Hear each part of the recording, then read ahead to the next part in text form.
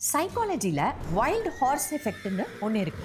ஆப்பிரிக்காவுடைய பரந்த வனப்பகுதியில காட்டு குதிரை மேய்ஞ்சுக்கிட்டே இருக்கும்போது இந்த சின்ன வவ்வால் வந்து அதை கடிக்குமா. உடனே காட்டு குதிரை பேனிக் ஆகி பயத்துல அலறி அடிச்சுக்கிட்டு ஓட ஆரம்பிக்கும். ஓடும் ஓடும் ஓடிக்கிட்டே இருக்குமா, நிக்கவே நிக்காதான். அளவுக்கு மிஞ்சி ஓடி ஓடி ஒரு கட்டத்துல கால்கள் எல்லாம் தளர்ந்து உடலோட சத்துக்களை எல்லாம் இழந்து மூச்சு திணறி அதுவே செத்து போயிடுமா. ஒரு சின்ன வவ்வால் அதிகபட்சம் எவ்வளவு ரத்தத்தை குடிச்சிடும். வவ்வால் உயிரிழப்பை ஏற்படுத்துற அளவு ஆபத்தானதல்ல. அந்த கடியினால ஏற்படுற வலியையும் காயத்தையும் பொறுத்துக்க முடியாம அவ்வளவு வலிமையான பெரிய உயிரினம் தன்னுடைய உயிரையே விட்டுடுது. வாழ்க்கையில நமக்கு ஏற்படுற துன்பங்கள் வெறும் 10% தான். ஆனா அதை நம்ம எப்படி எடுத்துக்கிறோம், எப்படி எதிர்கொள்றோம் அப்படிங்கறதுல தான் 90% அடங்கியிருக்கு. இலக்கம்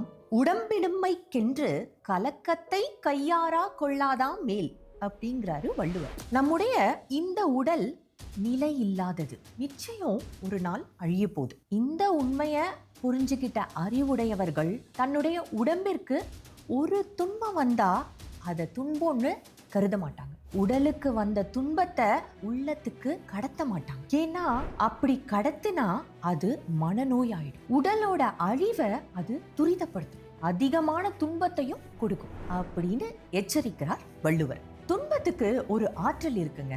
நம்முடைய எண்ணம் துன்பத்துல குவிய குவிய அது பெருகிக்கிட்டே இருக்கும். ஆக நம்முடைய சிந்தனை துயரத்தின் மீதே சுற்றி சுற்றி வராம உடனடியா நமது கவனத்தை ஒரு பெருஞ்செயலை நோக்கி திருப்பிக்கணும். ஒரு விஷயத்த மட்டும் நினைவுல வச்சுக்கோங்க. கப்பல் தன்னை சுத்தி இருக்கிற கடல் நீர்னால மூழ்கிறது கிடையாது. அதுக்குள்ள புகுதுன்ற அந்த கொஞ்ச நீர் தான் அதனை மூழ்கடிக்கும். அச்சம் உங்களை மூழ்கடித்து விடாம பார்த்துக்கோங்க.